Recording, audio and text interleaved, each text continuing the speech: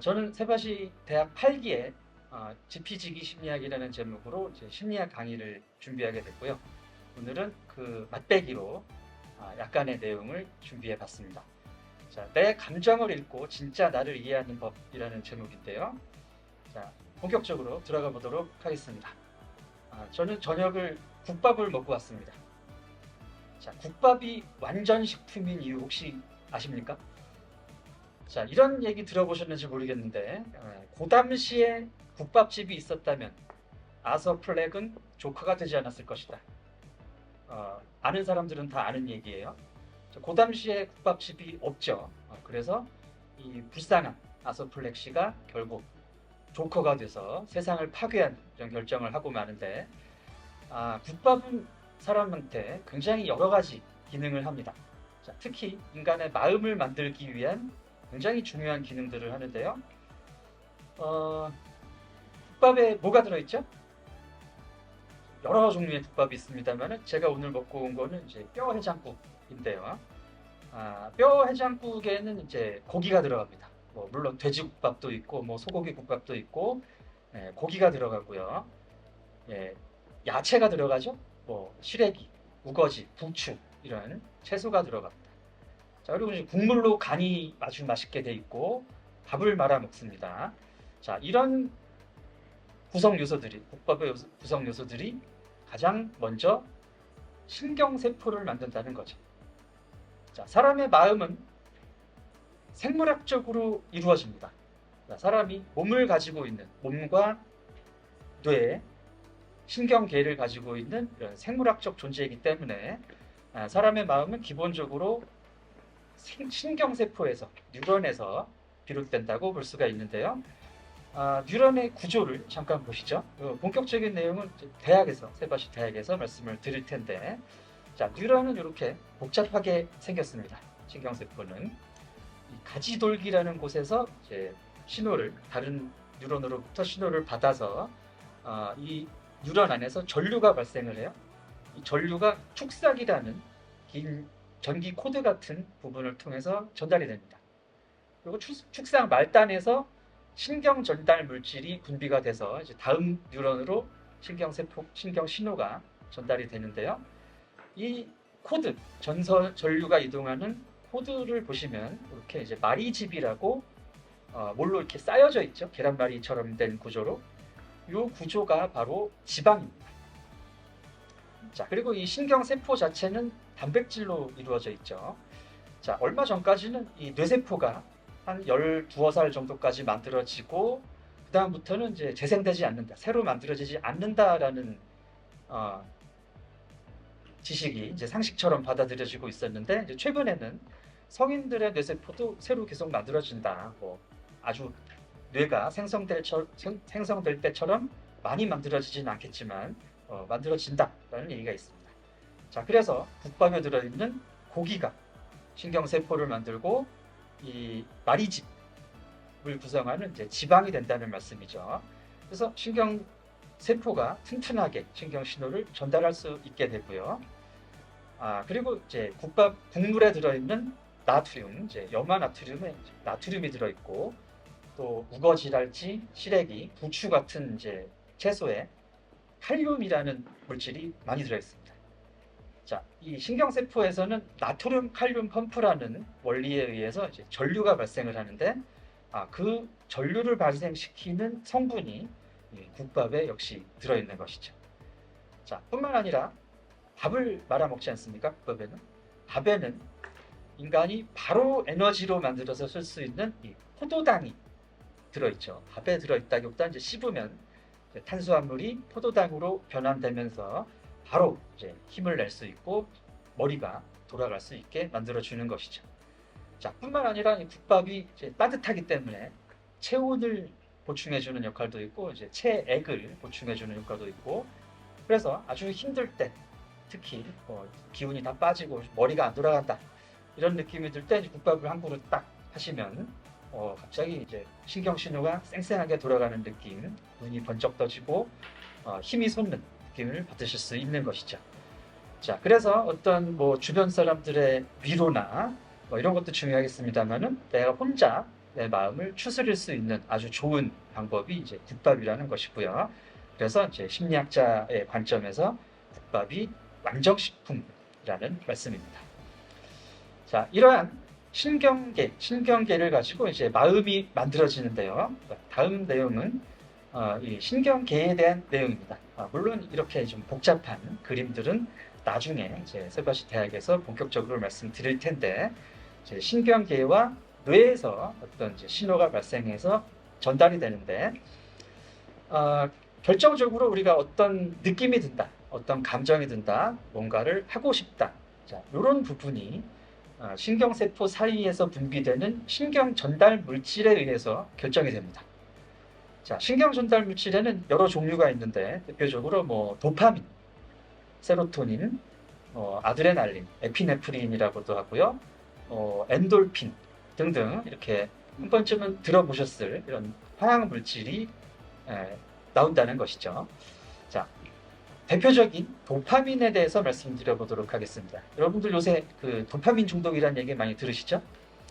어떤 그 재밌는 활동이라든가 특히나 이제 요새는 이제 숏폼, 유튜브로 숏폼 보면서 계속 그런 반복적인 자극에 빠지는 것을 도파민 중독이라고 하는데, 도파민은 이제 뇌의 보상계라는 곳에서 분비가 됩니다. 자, VTA라는 구간이 이제 뇌의 그 중심부 쪽에 있고요. 이 보상계는 우연한 계기로 발견이 됐어요. 이제 미국의 제임스 올즈라는 심리학자가 1953년에 쥐를 데리고 실험을 하고 있었습니다. 자, 근데 이제 쥐가 뇌의 어떤 부분에 이제 전류를 흘렸더니 너무 좋아하는 거예요. 막 쥐 표정을 보니까 막 극락에 간 것 같은 표정이 나오는 거죠. 그래서 이제 그 부분이 뭔가 있다 해서 그 부분에 이제 전기를 꽂고 그 스키너의 실험이었던 그 스키너의 그 조작적 조건화 실험의 원리를 응용해서 쥐가 레버를 누르면 지렛대를 누르면은 자기 머리에 전류가 흐르도록 이런 장치를 했습니다. 자, 그렇게 해서 쥐한테 한번 시켜봤더니 쥐가 24시간 동안 먹지도 쉬지도 잠자지도 않고 짝짓기 할 생각도 없이 계속해서 레버를 누르더라는 거죠. 이 빈도가 거의 뭐 1시간에 2,000회, 거의 이제 쥐가 막 탈진에 쓰러질 때까지 레버를 누르더라는 거죠. 자, 그만큼 이 보상계에서 나오는 도파민이 강력하다는 말씀입니다. 자, 그래서 이 강력한 도파민이 인간의 행동을 만드는 거죠. 자, 내가 어떤 일을 했을 때 굉장히 짜릿해요. 이게 짜릿하고 또 했으면 좋겠다. 자, 이런 느낌이 드는 모든 활동은 도파민의 작용이다. 이렇게 보시면 되겠습니다. 자, 물론 이제 이 도파민의 작용이 워낙에 강하기 때문에 어떤 행동을 하다가 이제 그 행동에 중독되는 경우가 있죠. 그래서 이제 최근에 문제가 되는 도파민 중독. 이제 아무리 즐거운 행동이라고 해도 내 생활을 방해받을 만큼 내가 해야 될 거를 못할 정도로 중독이 되셔서는 곤란하겠습니다. 자, 그리고 또 그 옥시토신하고 바소프레신이라는 물질이 있습니다. 신경 전달 물질이기도 하고 이제 호르몬인데요. 이 호르몬은 사랑의 호르몬이라고 얘기를 합니다. 자, 우리가 사랑할 때 뭐 남녀만의 사랑뿐만이 아니고요. 이제 아이를 보면서 사랑스러운 눈으로 쳐다볼 때, 안아줄 때, 또 뭐 아이뿐만이 아니라 우리 뭐 멍멍이, 고양이 귀엽게 이렇게 어루만지고 눈을 마주치고 할 때 옥시토신이라는 물질이 분비가 돼요. 그러면서 아주 이제 그 대상과의 애착이 형성이 되고 마음이 따뜻해지고 이제 이런 경험을 할 수 있는 물질입니다. 자, 바소프레신이라는 물질은 이제 일부일처 호르몬이라고 알려져 있는데요. 그 동물 중에 산악들쥐라는 동물이 있습니다. 산에 사는 이제 쥐 종류인데 얘네들은 굉장히 바람둥이에요. 거의 뭐 한 배우자하고 하루 이상을 가지 않습니다. 근데 이제 얘들한테 바소프레신을 주사를 해봤더니 갑자기 이제 일부일처를 하더라는 거죠. 그래서 이 바소프레신이라는 물질 역시 사랑에 관여되는 물질이다. 그래서 우리가 누군가를 사랑하고 그 사람과 평생을 약속하고 아이를 낳아서 기르고 하는 이런 작용도 생물학적인 내용이라는 말씀이죠. 물론 뭐 생물학적인 걸로 100% 사랑이라는 감정을 사랑이라는 모든 행위를 설명할 수는 없겠습니다만은 굉장히 많은 부분이 이제 화학 물질로서 설명을 할 수 있다라는 것이죠.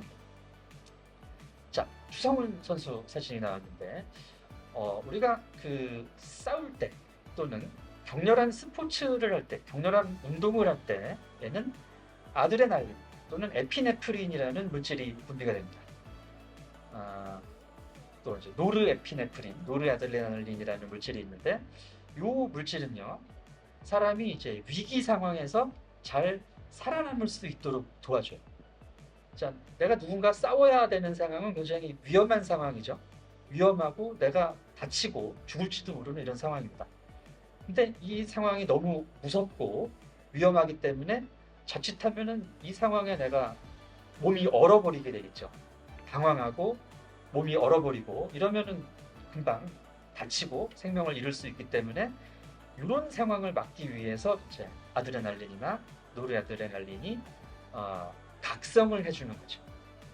그래서 이제 경험 있으실 분도 계실 텐데 그런 막 익스트림 스포츠 같은 거 할 때 어느 순간 막 굉장히 집중이 더 잘 되고요, 정신이 맑아지고 막 사위가 고요해지는 것 같고 기분이 막 업되고 이런 느낌이 있지 않습니까? 자, 이게 바로 아드레날린과 노르아드레날린의 역할입니다.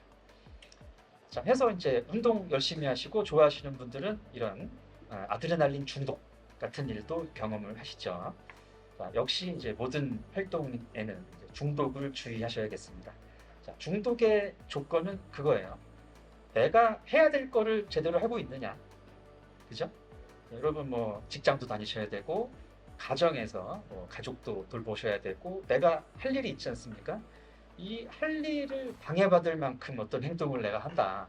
그러면 일단 중독이라고 보실 수 있습니다.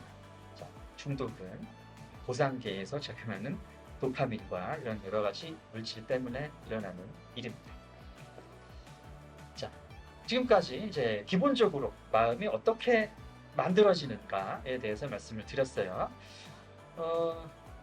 사람의 뇌와 신경계, 이것은 신석기 시대, 최소 지금부터 한 10만 년 이전에 완성이 된 시스템입니다. 자, 인간이 다른 동물들과 구별되는 중요한 특징이 이제 뇌이지 않습니까? 이 뇌라는 것이 모든 그 척추 동물들은 다 뇌를 가지고 있지만 특히 이제 사람이 뇌가 발달을 했는데 인간에게 있어서도 이 뇌라는 기관이 지금처럼 크게 발달하기 시작한 것이 100만 년 전이에요. 지금부터. 그래서 100만 년 전에 무슨 일이 있었느냐? 고고학자들이 이제 그때 인골, 사람의 뼈와 이제 이런 성분들을 분석을 해봤더니 그때부터 이제 수렵을 하기 시작했다는 것이죠. 자, 그 전의 인류들은 키도 좀 작고 근육도 없고 이제 결정적으로 무리 생활을 대규모로 하지 않았습니다. 서너 명, 네다섯 명 이런 단위로 살았기 때문에 큰 동물을 잡고 이제 이르기가 어려웠다는 거죠. 근데 여러 명이 더 큰 단위의 사람들이 어울려서 살면서 더 큰 동물들을 사냥할 수 있게 된 거예요. 맘모스라든지 코뿔소 이런 큰 동물을 사냥할 수 있게 되면서 이제 고기를 먹기 시작한 겁니다. 자, 그 순간부터 이제 뇌가 커졌다는 거예요. 아까 말씀드렸던 뇌의 신경세포, 뉴런들이 폭발적으로 증가하기 시작했다는 것입니다. 자, 그러면서 이 발달된 뇌로 굉장히 많은 것들을 하기 시작했죠. 일단은 이제 같이 살고 있는 여러 사람들과 상호작용을 시작했을 겁니다. 그래서 뭐 사냥을 하러 갈 때 거기 몇 명은 나를 따라오고 거기 누구는 저기 숨어 있고 뭐 이런 신호를 주고받고, 그죠? 또 동물을 잡아서 이제 고기를 분배할 때 더 먹겠다는 애는 어떻게 하고 뭐 몸이 아파서 사냥에 참여하지 못한 사람은 어떻게 하고, 자, 이런 상호작용을 신경 쓰면서 뇌가 본격적으로 발달을 한 거예요. 그래서 이제 지금 현생 인류의 몸은, 그리고 이제 뇌를 비롯한 신경계는 이 수렵 채집 시대 때 이제 완성이 된 것입니다. 그래서 이제 현재를 살아가는 여러분들께서 간과하시기 쉬운 게 바로 이 점이죠. 점점 그 몸의 중요성이 떨어져 가고 있지 않습니까? 그래서 내가 뭐 핸드폰 하나만 가지고 앱만 가지고 하면은 하루 종일 움직이지 않고 하루 종일 다른 사람을 만나지 않고 먹고 살 수가 있어요. 예, 그것을 이제 불과 몇 년 전에 코로나19를 지나면서 경험을 했죠. 그래서 점점 더 사람들이 다른 사람을 만나지 않고 고립되고 자, 이런 삶의 패턴이 시작이 됐습니다. 자, 이것은 그다지 바람직한 일이 아니에요. 왜냐하면 인간의 몸은 10만 년 전 그대로인데 350만 년 동안 진화해 온 결과인데 인간의 역사에서 지금 말씀드린 그런 변화, 다른 사람의 존재 없이 살 수 있는 이런 시기가 시작된 것은 10년이 안 되거든요. 그러니까 우리 몸에는 이런 변화가 반영될 시간이 전혀 없었다는 것이죠. 그렇기 때문에 사람들은 고립이 되면 외로움을 느끼고 사람들을 만나면서 작용해 왔던 뇌와 신경계의 여러 작용들이 이제 작용을 못하게 되는 겁니다. 그러면서 몸과 마음에 병이 생기고 문제가 생기고 이제 그러는 거죠. 자, 그렇기 때문에 가장 먼저 여러분이 이해하셔야 될 부분은 사람은 몸을 가지고 있다. 뇌를 가지고 있다. 내가 마음이라고 생각하는 것은 내 몸에서 일어나는 일이다. 그리고 그 몸은 10만 년 전에 완성이 된 거다. 자, 여기까지 일단 말씀을 드리겠습니다. 자, 마음이라는 것이 이렇게 생물학적인 시스템을 통해서 만들어지기는 하는데 뭐 그렇다고 해서 모든 사람의 마음이 다 똑같은 건 아니죠.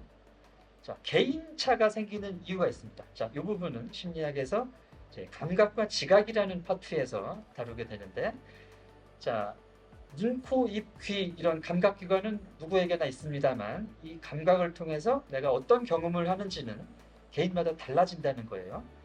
자, 이 그림을 한번 보시죠. 가운데 있는 그림.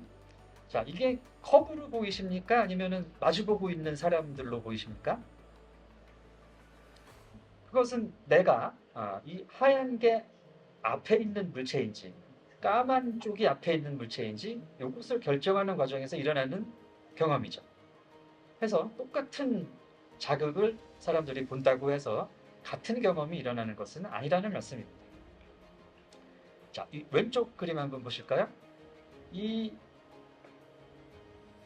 물체가 젊은 여자로 보인다. 한번 손들어 보시고요. 제가 보고 있습니다. 네. 그리고 할머니 얼굴로 보인다. 한번 손들어 보시고요. 할머니로 보이는 분들 계시죠? 자, 이 사람은 젊은 여자입니까? 나이든 노인입니까? 자, 답이 정해진 건 아니지만 내가 이것을 뭘로 보느냐 이런 나의 마음의 준비에서 이 경험이 결정이 되는 거거든요.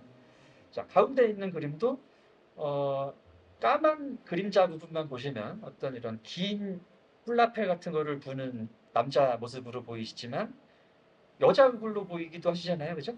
여자 얼굴로 보이시는 분들 있으시죠? 네. 자, 엄밀하게 얘기해서 저기 여자 얼굴은 없습니다. 근데 사람들은 이 까만 자극을 통해서 사실은 존재하지 않는 여자 얼굴까지 본다는 거예요. 자, 이런 식으로 사람의 마음이 만들어진다는 것이죠. 그래서 이제 제 전공은 이제 문화심리학인데 제일 오른쪽 그림은 문화가 사람의 마음에 어떤 영향을 미치느냐에 대한 예입니다. 자, 이 가운데 그 물체가 있습니다. 저기 사실 감자칩인데요. 감자칩 안에 얼룩이 있죠? 저 얼룩이 뭘로 보이십니까? 판다? 해골? 이제 저 자극은 어떤 사이트에서 이제 예수님 얼굴이라고 나왔던 감자칩인데요. 저 얼굴을 예수님 얼굴로 지각하기 위해서는 내가 예수님이 어떤 분이라는 사실을 어느 정도 알아야 되겠죠? 그리고 이제 예수님이 어떤 헤어스타일을 하셨나, 어떤 뭐 수염, 어떤 옷차림을 하셨는지에 대한 정보가 내 머릿속에 있어야 저 물체 안에 있는 얼룩을 예수님 얼굴이라고 이제 지각을 할 수 있다는 말씀입니다. 자, 이런 측면에서 사람들의 마음이 개별화가 된다는 말씀이죠.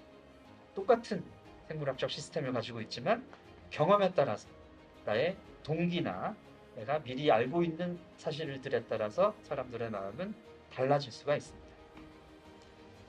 자, 그래서 뭐 이제 심리학에서 다루는 대표적인 주제들이 이제 성격 같은 주제가 있죠. 성격이 대표적으로 개인차가 나는 자, 유전적인 측면도 있고요. 내가 어떤 부모님 밑에서 자라느냐 하는 이런 환경적인 측면도 있고, 그래서 개인의 성격은 많이 달라집니다. 요새 MBTI 많이 하시죠? 그래서 뭐 MBTI 이론도 있고요. 심리학에서는 사실 이제 MBTI보다는 빅5라는 오요인 이론이라는 이론을 더 많이 씁니다. 그거는 이제 세 가지 대학에서 더 자세히 말씀을 드리도록 하겠고, 그리고 또 인간의 그 다양한 마음의 측면들, 생물학적인 시스템 말고도 내가 인지할 수 없는 무의식을 다루는 정신분석이라든지, 아니면 외부 자극에 의해서 반응을 바로바로 하는 이런 이제 행동주의 심리학, 그리고 사회적 맥락, 다른 사람들의 존재, 나와 다른 관계에 있는 사람들 사이에서 내 행동이 어떤 식으로 달라지느냐, 자, 요거를 설명하는 사회심리학이라는 분야도 있습니다. 자, 해서 인간의 마음이 여러 측면에서 만들어지고 이해할 수 있다는 측면이고요. 자, 오늘의 이제 마지막 주제로 내 감정을 이해하고 관리하는 법에 대해서 짧게 말씀을 드려보겠습니다.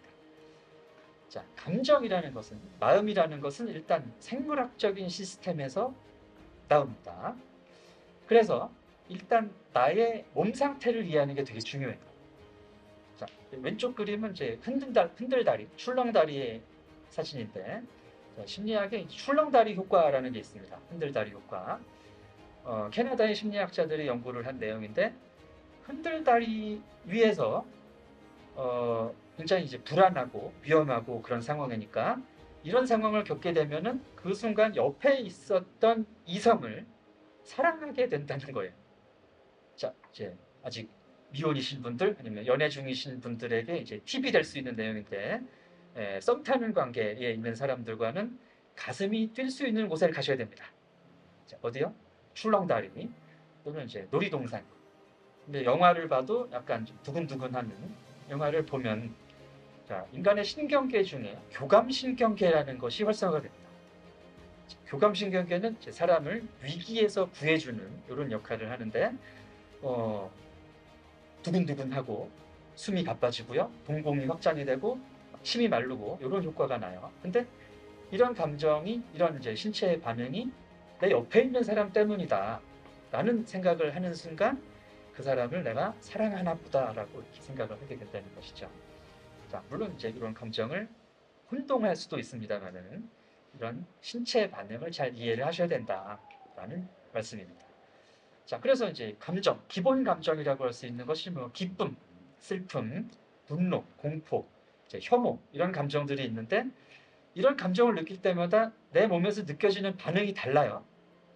기쁨을 느끼면은 뭐 이제 눈이 커지고 어떤 가슴이 설레고 이런 반응이 나오고, 뭐 화가 날 때는 역시 가슴이 막 뛰고 숨이 막 가빠지고, 그죠? 열이 막 오르고 이런 느낌이 나고, 공포스러우면 이제 소름이 쫙 끼치고, 그죠? 공포나 불안을 느낄 때는, 자, 이런 식의 분명히 이제 신체적인 반응이 있다. 그래서 내가 어떤 감정을 느끼는지 이해하는 가장 빠른 방법은 내 몸에서 어떤 반응이 일어나는지를 관찰하시는 겁니다.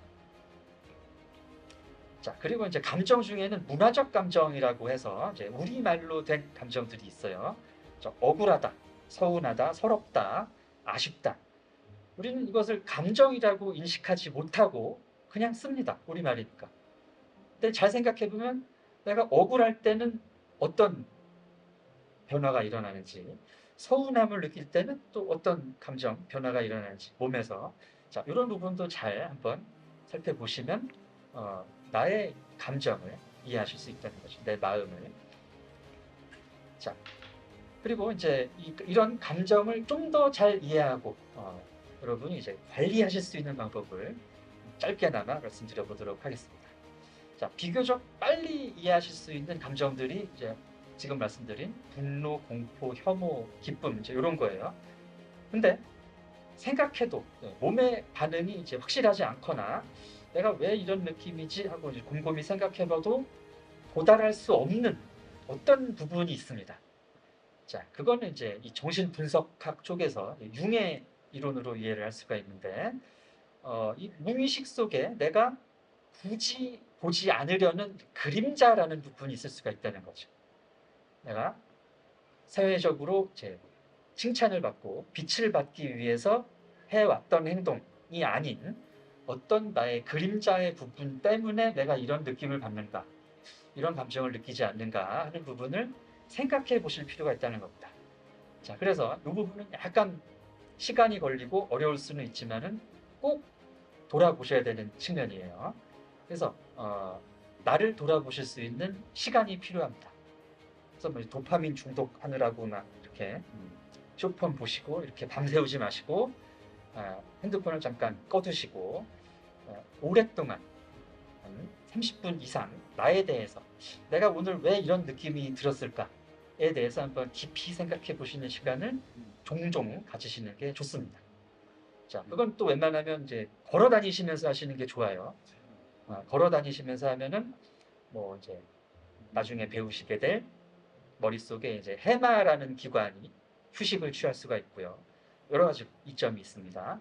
자, 자세한 내용은 세바시 대학에서 본격적으로 말씀드리도록 하겠습니다. 자, 마지막으로 요 이제 무지개 같은 그림이 있죠. 요것은 이제 여러분의 감정을 좀 더 다양하게 경험하고 표현해 보시라는 말씀입니다. 자, 몸에서 느껴지는 느낌이라든지 나의 어떤 세부적인 이러한 감정들을 좋다 나쁘다라는 단 두 가지 감정으로만 표시하는 것보다는 기분이 좋은 것도 다양하게 기쁘다, 만족스럽다, 희열, 뭐 여러 가지 그죠? 표현할 수 있는 단어들이 있어요. 이런 식으로 표현을 해보는 거죠. 뭐 중간에 있는 감정들도 자 그러면서 내 감정을 나의 몸을 더 잘 이해할 수 있고 삶이 내 삶으로 다가오는 삶이 내 삶이 되는 경험을 하실 수 있을 겁니다.